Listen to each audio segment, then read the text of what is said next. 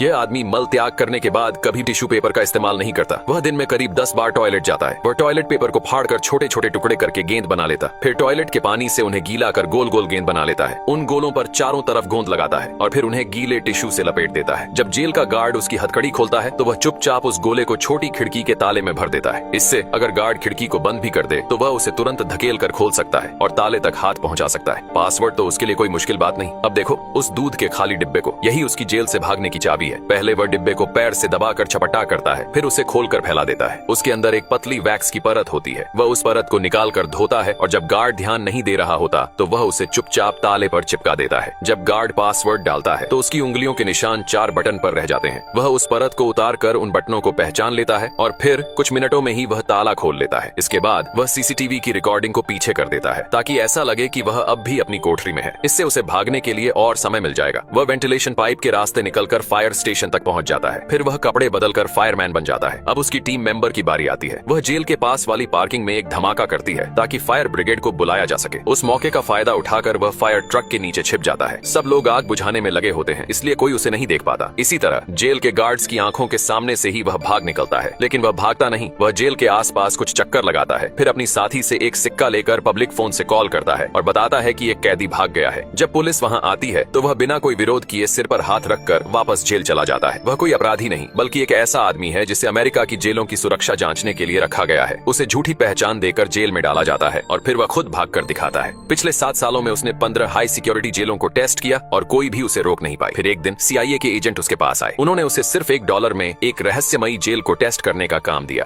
उस $1 के लिए वह मान गया। पहले की तरह ही उसे नकली नाम, एक संपर्क व्यक्ति और एक निकासी कोड दिया गया ताकि जेल में रहते हुए उसकी सुरक्षा बनी रहे। उसकी साथी ने उसके शरीर में एक ट्रैकर भी डाल दिया था। सब कुछ एकदम सही लग रहा था, लेकिन उसे नहीं पता था कि इस बार वह एक बहुत बड़े जाल में फंस चुका है।